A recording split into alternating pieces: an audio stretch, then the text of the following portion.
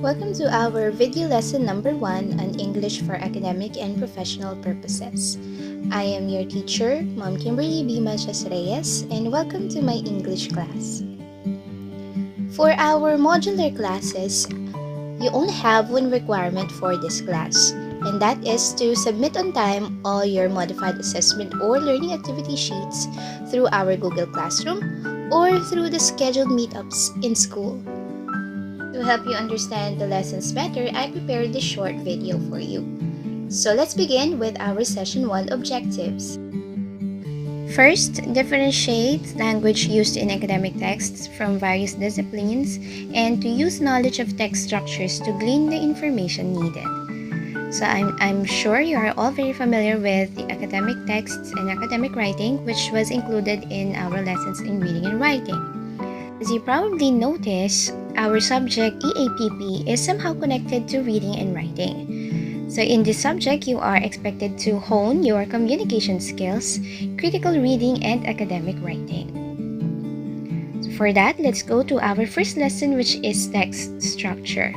I know you are very familiar with the different text types according to purpose, which is informative, persuasive, and entertaining speeches or essays. So those are different text types according to purpose. But this time, what we will be discussing is still text types, but depending on their structure. Now, basically, these text types focuses on how the author organized the details or the ideas presented in the text.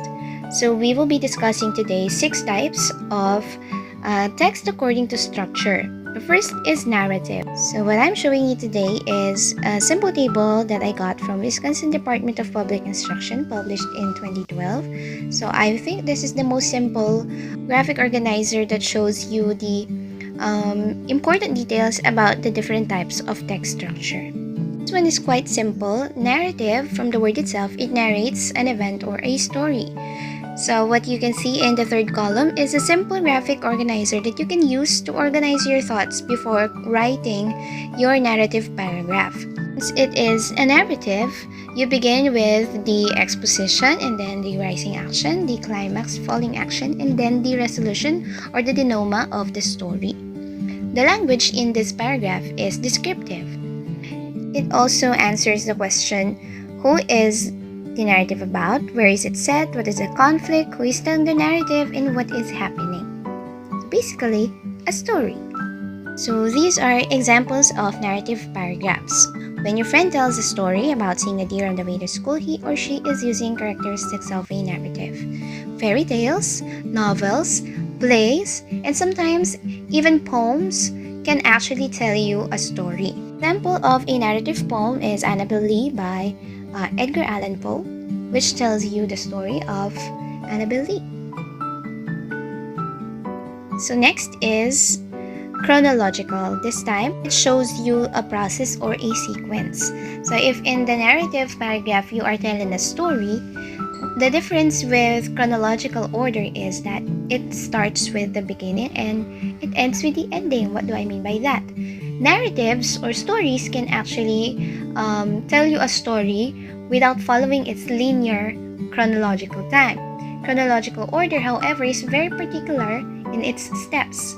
So you must look for transitional words such as first, next, lastly, and so on and so forth. Here is an example of an essay or a paragraph that follows the chronological structure of text. You can see this paragraph talks about the experiences of the writer when he or she traveled to Tokyo.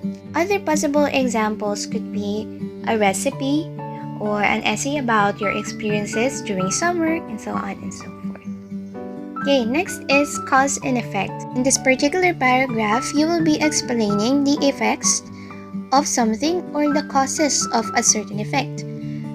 So there are different graphic organizers that you can use to organize your thoughts before writing a paragraph. An example is shown on the slide. You may also use these words, if, then, reasons why, as a result, therefore, and so on. And this paragraph mainly explains what happened, why did it happen, and what caused it to happen.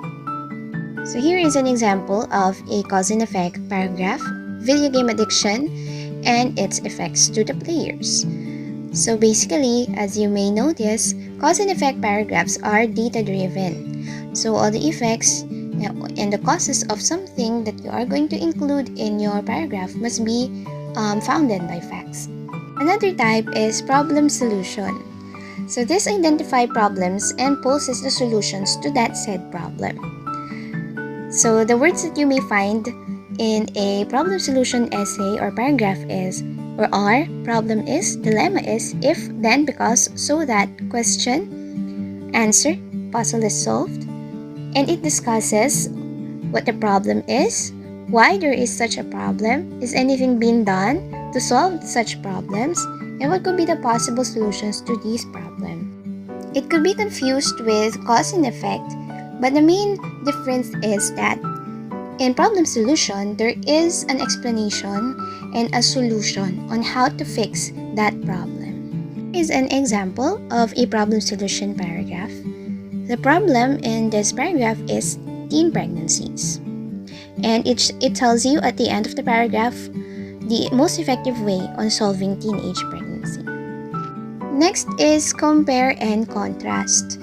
So this discusses two ideas or events or phenomena, and then it shows their differences and their similarities. So comparing is for those characteristics that they have similarities with, and contrasting is the differences naman. So what you can see on your slide is the example of an organizational chart that you can use to organize your ideas before writing your paragraph.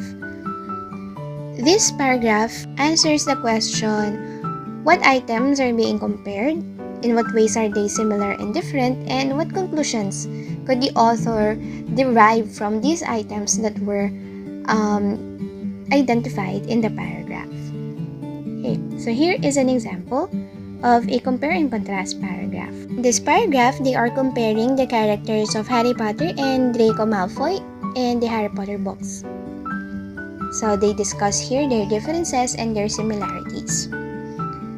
Lastly is definition or description. This paragraph describes a topic by listing characteristics, features, attributes, and examples. So this word web is an example of an organizational chart that you can use in organizing your thoughts before writing your paragraph. So there are different transitional words that you can use, like for instance, such as including to illustrate. And it answers the question, what are the most important characteristics? How is it being described? Like, what does it look like? What does it taste like? What does it feel like? And what is important to remember about it? Here is an example.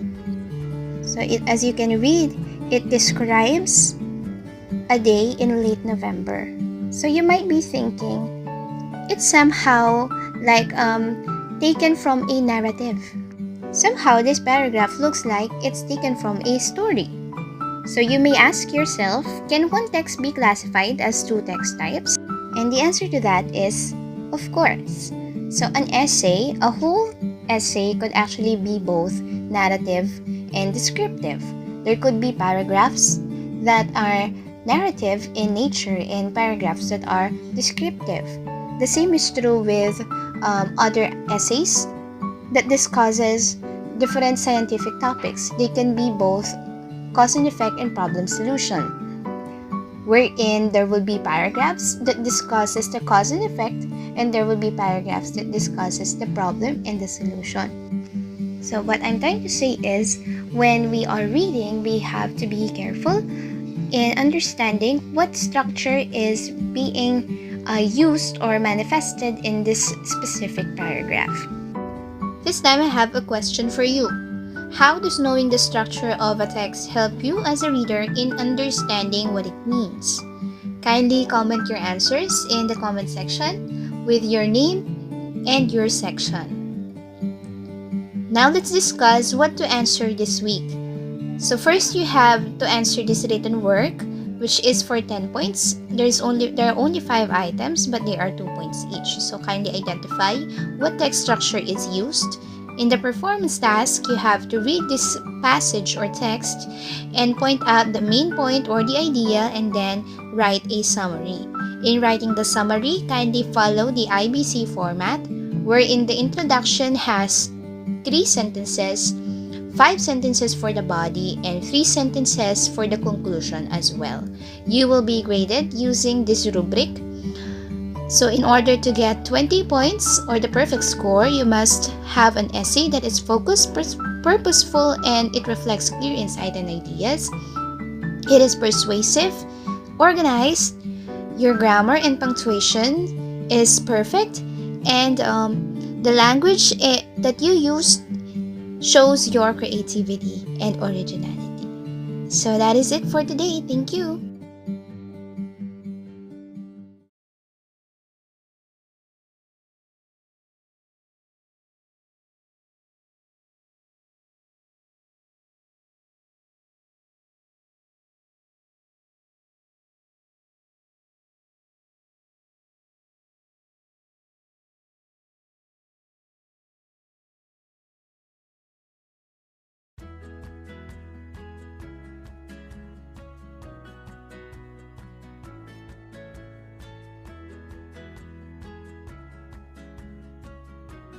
And your creativity is found in the originality of your work. So if you have any questions, make sure you to message me or leave a private comment in our Google Classroom. Thank you so much for watching.